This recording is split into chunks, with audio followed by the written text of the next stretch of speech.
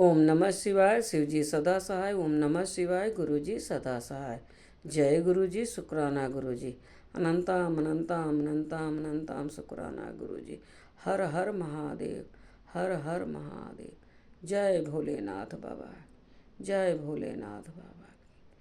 जय गुरुपा के। शुक्राना गुरुपा। आज मैं कोटि रुद्र संहिता का 18वां अध्याय प्रारंभ करने जा रही हूँ। जय गुरु जी की जय।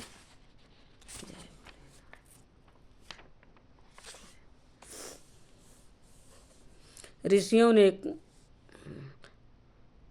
विंध्य की तपस्या ओंकार में परमेश्वर लिंग के प्रादुर्भाव और उनकी महिमा का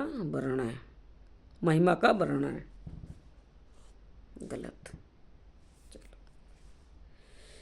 ऋषियों ने कहा, महाभाग सूत जी, आपने अपने भक्त की रक्षा करने वाले महाकाल नामक शिवलिंग की बड़ी अद्भुत कथा सुनाई है। अब कृपा करके चौथे ज्योतिर्लिंग का परिचय दीजिए। ओंकार तीर्थ में सर्वपात कहारी परमेश्वर का जो ज्योतिर्लिंग है, उसके आविर्भाव की कथा सुनाइए। सूत जी बोले, महर्षियों, ओंकार तीर्थ में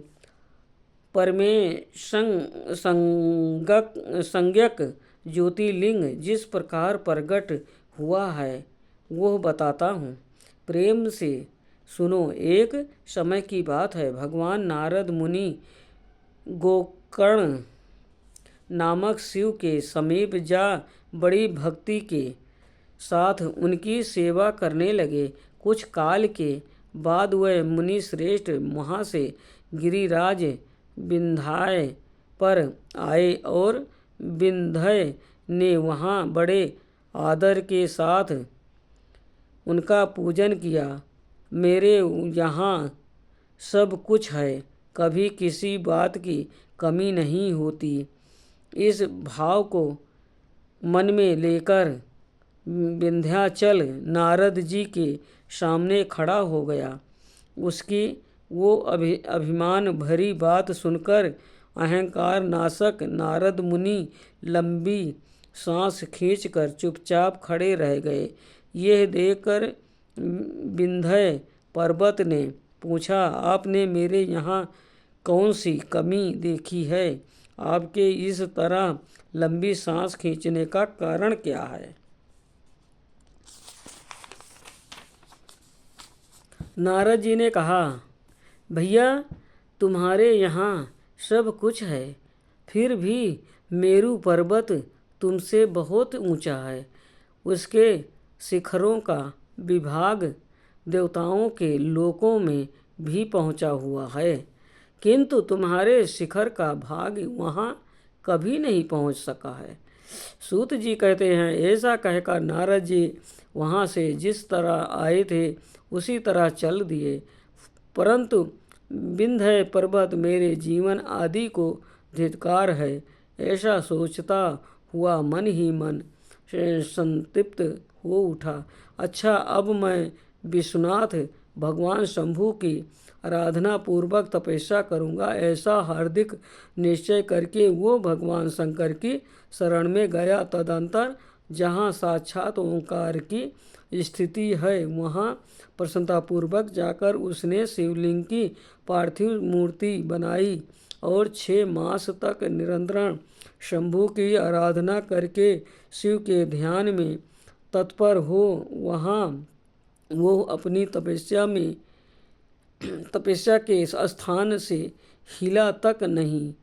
विंध्याचल की ऐसी तपस्या देखकर पार्वती पति प्रसन्न हो गए।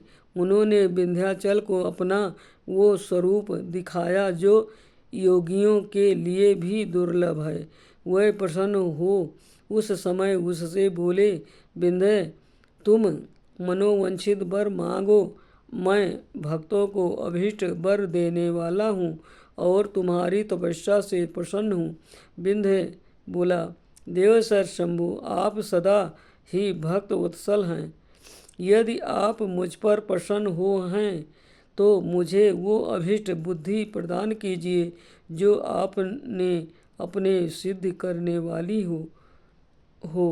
अब भगवान शंभु ने उसे वो उत्तम वर दे दिया और कहा, पर्वतराज विंध्य, तुम जैसा चाहो वैसा करो। इसी समय देवता तथा निर्मल अंत कारण वाले ऋषियों वहाँ आए और शंकर जी की पूजा करके बोले, प्रभु आप यहाँ स्थिर रूप से निवास करें।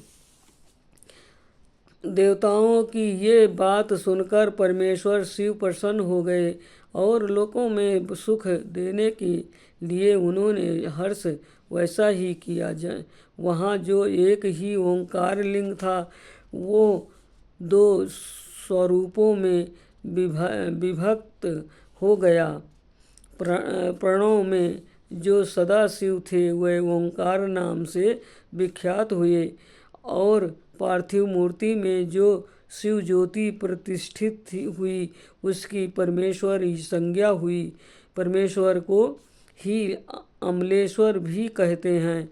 इस प्रकार ओंकार और परमेश्वर ये दोनों शिवलिंग भक्तों को अभीष्ट फल प्रदान करने वाले हैं। उस समय देवताओं और ऋषियों ने उन दोनों लिंगों की पूजा की और भगवान वृषभध्वज को संतुष्ट करके अनेक वर प्राप्त किए। तत्पश्चात देवता अपने अपने स्थान को चले गए और विंध्याचल भी अधिक प्रसन्नता का अनुभव करने लगा। उसने अपने अभीष्ट कार्य को सिद्ध किया और मानसिक परिताप को त्याग दिया। जो पुरुष इस प्रकार भगवान शंकर का पूजन करता है वो माता के गर्भ में फिर नहीं आता और अपने अभीष्ट फल को प्राप्त कर लेता है। इसमें संशय नहीं है। सूत जी कहते हैं, महर्षियों ओंकार में जो ज्योतिर्लिंग प्रकट हुआ है और उसकी आराधना से जो फल मिलता है वो सब यहाँ तुम्हें बता दिया। इसके बाद मैं उत्तम केदार नामक ज्योतिर्लिंग का वर्णन करूँगा। आज का कोटि रुद्र संहिता का 18वां अध्याय संपूर्ण हुआ। ओम नमः शिवाय। शिव जी सदा सहाय। ओम नमः शिवाय। गुरु जी सदा सहाय। जय गुरु जी। शुक्राना गुरु जी। अनंतम अनंतम अनंतम शुक्राना गुरु जी। हर हर महादेव। हर हर महादेव। जय भोलेनाथ बाबा की। जय भोलेनाथ बाबा। जय गुरु पाके। जो शिव पुराण पढ़ने में भूल चूक हुई हो माफ़ करना भोलेनाथ, माफ़।